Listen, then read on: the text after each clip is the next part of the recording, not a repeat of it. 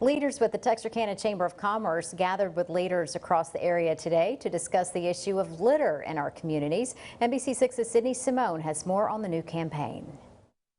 With the increased amount of trash on the streets, a group of retailers, community, city, and county leaders across Texarkana joined forces in a regional initiative to keep this area green. It's an anti-litter campaign.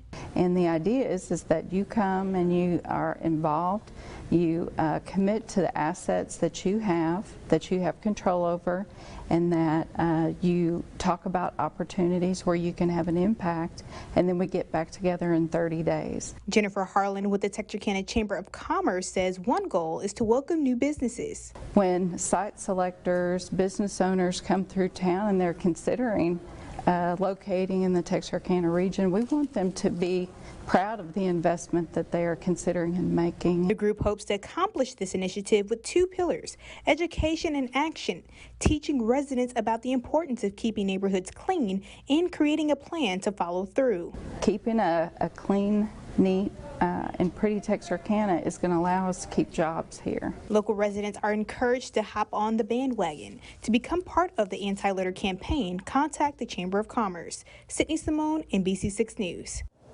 In Texarkana, Arkansas, a local church is approaching the Historic District Commission for permission to tear down a house constructed back in 1905.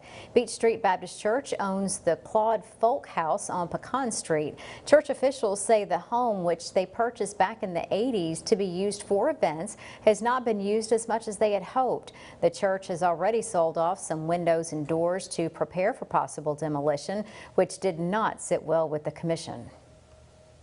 We only have 4 commissioners left. We lost 2 of them over this very thing, this issue, this house.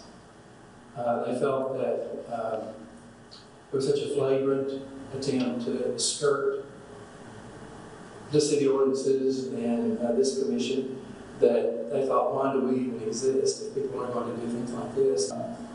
And this wasn't a quick decision. There was a group put together that studied this and came up with the recommendation that they did.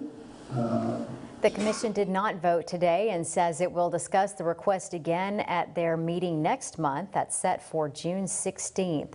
First responders across Texarkana are being honored for their hard work and dedication. Police officers, firefighters, and those who provide emergency medical services gathered at convention centers on both sides of the state line today. They were served up free barbecue lunches. Area leaders and sponsors voiced their appreciation.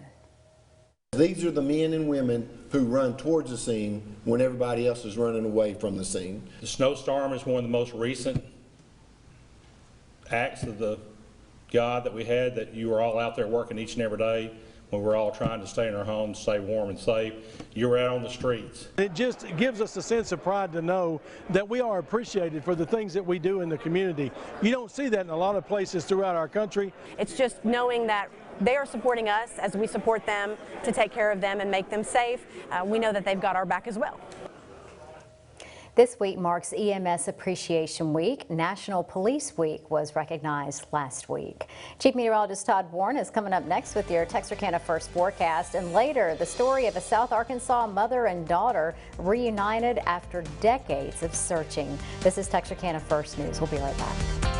You're watching Texarkana First News, powered by NBC6 News.